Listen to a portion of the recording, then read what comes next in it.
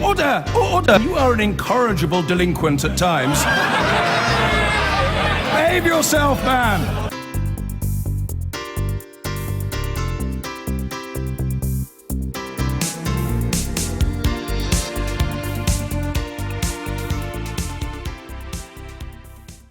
Now, the world's stock markets have had another rather stormy day after a fall in oil prices sent Chinese shares sliding by 6% overnight.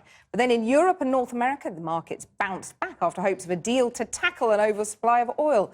Our economics editor, Paul Mason, is with me. It's a rather confusing picture, isn't it, Paul? Tell us what's been happening. It's down one moment, up the next, and it is confusing. And we've been trying to work out, for the last 24 hours, what is going on. And we think we actually know, because when markets move dramatically, as they did overnight in China, 6% down, there is usually something going on and somebody knows about it. Now, what happened today is that it looks like there's a deal in the offing to limit the supply of oil. So what would that do? It would bring the price up, and as it immediately brought the price up above $30, and the stock markets recovered quite well, decently, in Europe and also in America. But then it turns out that one of the most spectacularly unfortunate bits of miscommunication in my memory as a business journalist has happened in China.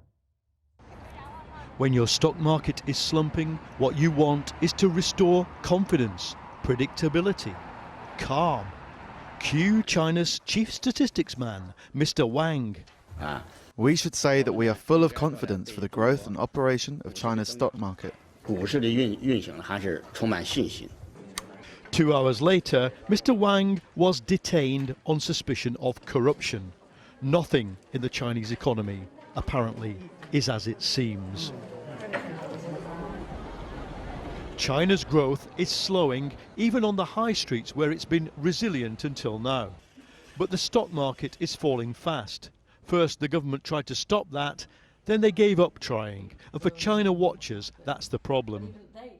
The market is trying to find its footing, and the Chinese stock market is a casino. It shouldn't be taken as a reflection of the state of the economy.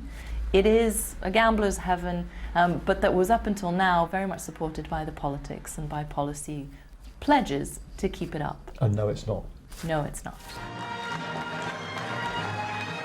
China's leader, Xi Jinping, is in a bind.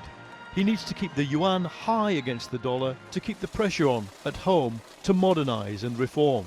But the markets are signalling the currency has to fall.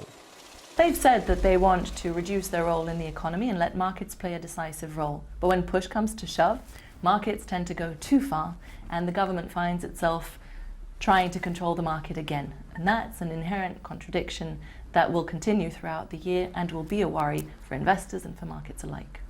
Whatever happens in the markets, the chill wind blowing off China does eventually blow up the River Thames and hit London, because it adds to something there's already too much of: uncertainty.